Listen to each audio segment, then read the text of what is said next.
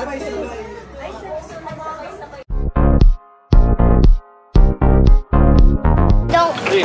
what's up mga ka-teammate? Mr. BTK po ng basketballista ng Canada. So ngayon, nandito ngayon tayo sa Gateway Boulevard. Malapit lang po ito sa White Avenue. So dito po ngayon, bubuksan po natin, papasyalan po natin yung mag-asawa na nag-open ng business na ang tawag ay Boba Infinity mga ka-teammate. So kapanayam natin ang mag-asawa nito kung paano nila to naumpisahan, paano nila to kung ano yung mga plano nila bago nila in-open yung ganitong Boba Bubble Tea mga ka-teammate. So let's go mga ka-teammate. Napakaraming nagpunta sa opening ng Infinity mga ka-teammate. So ito po yung mga friends natin. Ayan. Ayan po. Nag-usap-usap yung mga magkakaibigan. Pasok po tayo mga ka-teammate.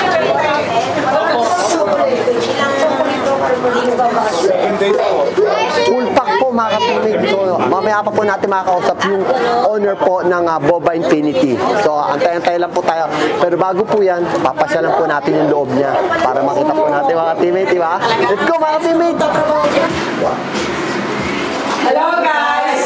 I'm Mel. I'm Suzette. I'm Bernard. I'm Raisa. And welcome to the Boba Infinity. We are located at Station Park, 8115 Gateway Boulevard, Unit 106.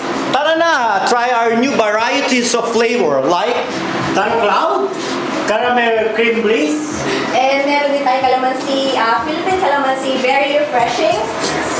And we have some food that coming out like the bubble waffle, but that will be coming in the future, and takoyaki. So, ano pa inaantay nyo? Punta na kayo rito para bisitahin ang The Boba Infinity. The person behind this restaurant, no Boba restaurant, okay? So si Mel and Bernard, mga ka-teammate. So tatanungin natin sila, paano nag-start itong Infinity, paano nila na-open, anong mga concept, ano yung mga naisip nila, kasi para sa kaalaman ng lahat, hindi to franchise, talagang own po nila to, talagang lahat ng idea galing po sa kanilang dalawa. So tatanungin pa, Mel, bigyan niyo ako ng kwento about Boba Infinity. Paano siya nag-start? Anong year? Paano ba yung brainstorm na ginawa niyo rito? It's a 2 years in the making. Okay. Actually, 2 years in the making. Meron akong partner noon na we went to Calgary to buy a franchise. Okay. Pero ganito rin style. Kaya lang hindi nag-work 'yon dahil hindi kami nabigyan ng franchise. So matagal ko nang kumpare to si Mel. Okay. Sinabihan ko siya na why don't we open up a store. Sabi niya, meron akong uncle sa Pilipinas, 200? Pinsan sa Pilipinas. So, relative from Philippines, ano negosyo niya? Bubble Tea. Bubble tea talaga. Okay. Talaga. So, talagang yung, talagang set ang mind nyo, bubble tea kasi, meron nga kayong, relative sa Pilipinas talaga. Okay. So, we work on the logo kasi, yung bonsai kasi, Okay. I've been in martial arts ever since. Oh, really? Ever since I was, nilakihan ko na talaga yung martial arts until here in pagpunta ko dito sa Edmonton, I was practicing more than 10 years na sa sa kendo. So meron kang meron ka ring sariling like school like this? School na sa Edmonton Kendo Club. Edmonton Kendo Club. So it's Doon nakuha yung logo ng Boba Infinity. Yeah, it's a Japanese style. Okay, Japanese style mga ka-teammate. So ngayon, about naman dun sa mga ingredient na ginagamit natin ngayon, from the pangalan, from the name, yung lahat ng mga saan nyo nakuha yan? Anong mga nyo? Kayo na di ba na gano'n yan? O naglatang na nasa menu? Na-inspired na lang ako dun sa ng pinsan ko. Yeah, nagbigay siya ng idea. And then ngayon, namin yun. Parang yung white niya yung pinaka nag-form ng mga ingredients, yeah. So yung let's say talagang pinag-aralan nyo muna bago nyo inopen tong Boba Infinity. So anong year yan? Bago din, ano? This is 2 years in the making. Talaga? Ganon malupit mga ka-teammate. 2 years in the making bago nila in-open. So talagang planado siya. So ganyan na. So sa mga Philippine entrepreneurs, so ma-inspired kayo sa ginawa nila. Talagang positive thinking sila. Hindi sila ganun talagang nag-back out para gumawa ng negosyo, mag-open ng ganun negosyo. So ano pa pwede yung ano? Tapos, etong container ban na to, actually si Mel yung dahil siya sa mga nag-construct sa mga... Mel, part din ng sa mga business or co-worker mo siya? Hindi, business niya. Ang nag-build nito ay Melset Contracting. Yeah, it's a lot of progress. Maraming pinagdaanan tong store na to eh. Gawa nung nag-build sila sa mechanical. Ang dami, sobra. So far naman, alis na ipasa namin lahat ng inspection. Okay. Mel, so ito yung menu ng boba Infinity Caramel Cream Beef. Yeah, ito yung isa sa mga sasabi natin. So, gawa nyo rin to, wala tong kumbaga. Wala. Okay, nakita niya mga teammate. So, ang Creamy Cloud Bubbles. So, okay, yan. Parang may nakita ko kanina, parang amukan sa talaga niya. Parang may violet siya. Anong pangalan nun? I think isa sa specialty nila. Taro yata yun, right? Taro Cloud? Taro Cloud. Mga teammate, try nyo yung Taro Cloud. Diba, ang sarap, parang naatuloy. Talagang mukhang ang dami. Kanina kasi nakita nyo naman, binidyo ko ang daming mga Pilipino na pumunta dito para support yung boba Infinity Tea. So ito nga pala yung mga menu.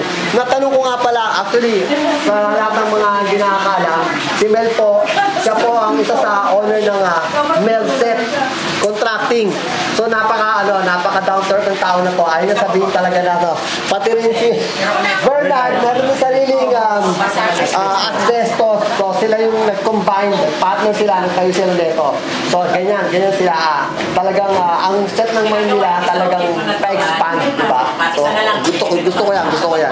So meron pa akong narinig. Kausap ko yung wife nila, mga teammate, si Suzette at saka si Raisa. Sabi ko, ano pa ba yung mga i-add nyo sa menu? Parang nabanggit yata, meron pa kayong ilalabas na... meron kaming ilalabas na takoyaki. Saka yung bubble wrap namin. Yun. Okay, abangan yan. So, ano pa? Baka may gusto pa kayong i-add. So, yeah. Marami pa yung aabangan. Yeah. Punta kayo rito, support kaming mga small business na Pilipino dito sa Edmonton.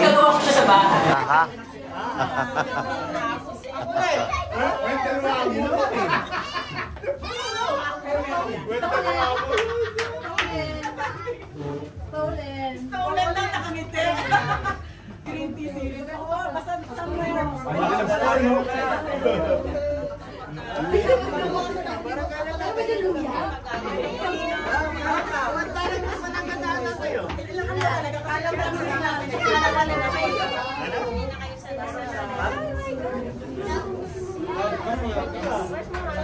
Mabagal ka ha? Pero huwag lang ka.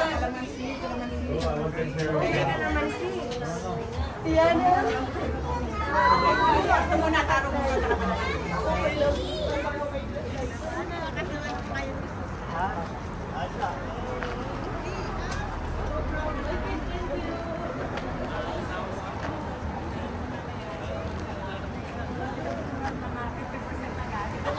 Mga teammates, wag nyo pagpunta po kayo sa White Avenue, address 811, tama ba?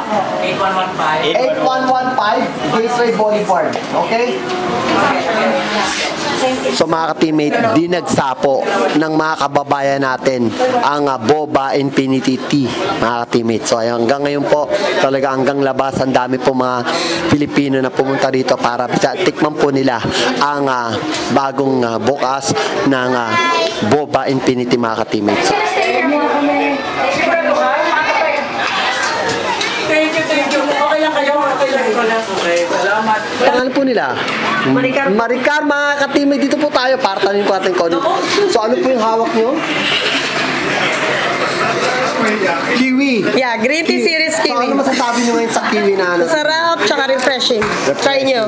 So, refreshing. Ano pa? Masarap at hindi masyadong matamis. Nice. Ayan po talaga mga gusto ng Pilipino, medyo hindi masyado matamis. So, pili pa po tayo ng ibang... Ito nang bumakamit si Chris naman po. So, tell me about your bubble tea. Kitang-kita niyo, wala lang laman, naubos na. Okay. Yeah, price, no? Very sulit sa you know, competition-wise. Sulit. Ano yung Sarap. ito? Ano to? This is Winter Melon Classic Series, and then this one is chocolate. Chocolate, mga katimit. Ayan po, isa sa mga menu ng Infinity Bubble Tea. Yes, gustong-gusto ng aking anak yung chocolate. Talaga? Yes, yes, Ito? naubos niya. Alright. So the chocolate, good for kids din. Okay, baka may gusto kayo shoutout. Shout out mga taga Drayton Valley. Alright. Oh, talaga Drayton. Yes. Okay. Yung from Drayton Valley, mga katimit, dumayo pa rito sa Edmonton, mga katimit. Ganyan sila kasuporta dito Yes. sa Boba Infinity, mga katimit. Alright. Thank you.